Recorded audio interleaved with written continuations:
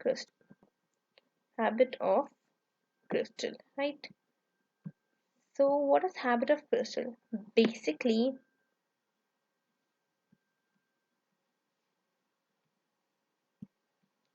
how a crystal usually grows, or you can say the shape of crystal where it usually grows.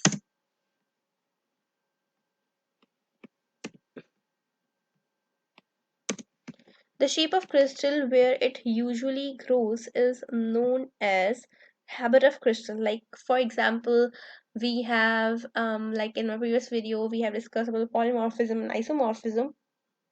So there I said that sodium chloride has shape of cubic, it has cubic shape, right? So this is the habit, this is how it usually grows. The usual appearance, the usual structure of a crystal is known as its habit of crystal. So the where it usually grows, right? So now how the crystals are basically formed. Basically, first of all, if you talk about step number one, we'll take a container, right? Let's take a container of water. Let's fill some water into this.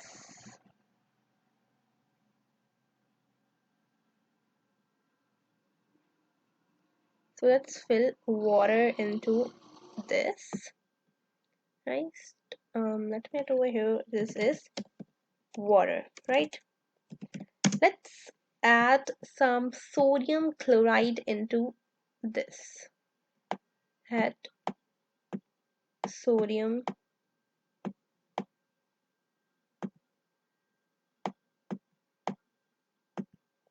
chloride into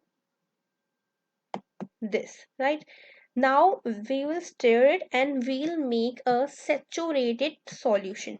We will make a saturated solution. Now what is saturated solution? Okay, a solution, the ability of solution to dissolve the, like, the capability, or you can say that now no more solid, no more subsolute can be dissolved in that solution is known as saturated solution. Like it has reached its maximum capability of dissolving. For example, for a solvent has capability to dissolve 50 gram of sodium chloride. So if it has dissolved 50 gram of sodium chloride, so now the that solution is known as saturated solution. Like the maximum, it has reached to its maximum capability. Now it can't dissolve more solute. So this type of solution is known as saturated solution, right? Now what will happen when we will cool down this? When we will cool down, we will cool this saturated solution, the container, it will form, like the container is like this. Like in the container there will be some crystals. Right, let's fill this, right? And there will be some crystals, right?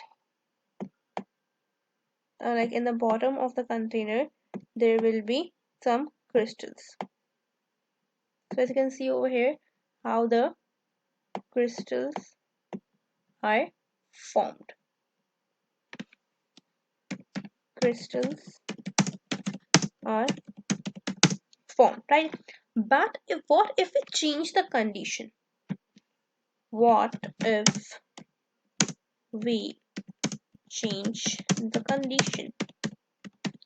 Now, okay, listen. First we added sodium chloride. So as you can see over here, the cubic, the like the crystals are cubic. Crystals are in cubic form, right?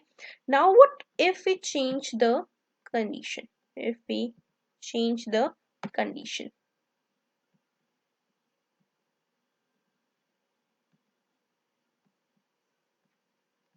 if we add, like 90% is sodium chloride. But if we add 10% urea into this, now what will happen? How the structure will form, how the crystals will form? So when you will add 90% NaCl and 10% urea, these crystals will change. Obviously, the atoms of the urea will interfere in the growing, like in the formation of the sodium chloride cubic crystals, right?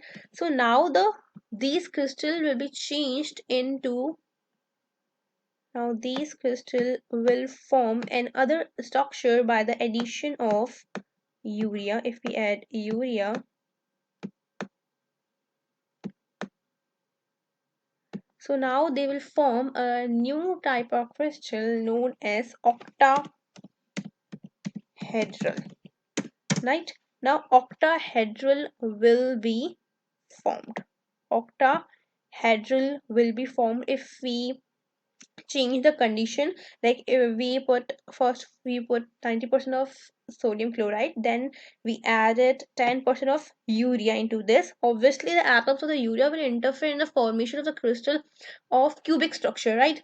But now if like the urea atoms of urea have disturbed the formation, now it will form in the structure known as octahedral, or some, like if we talk about federal, it's written, it's they will form octahedral, right? But if we talk about Punjab, it's written that they will form a needle like structure.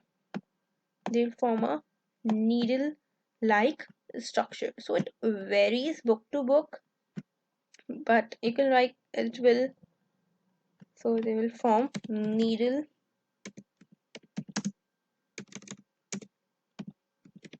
like structure, right? So it will form needle like structure if we add urea. So maybe it will change to octahedral or into the into the needle like structure, but it will not form cubic, right? So I hope this is clear to you. If you have any kind of queries in the habit of crystal, so don't hesitate and ask me in the comment section.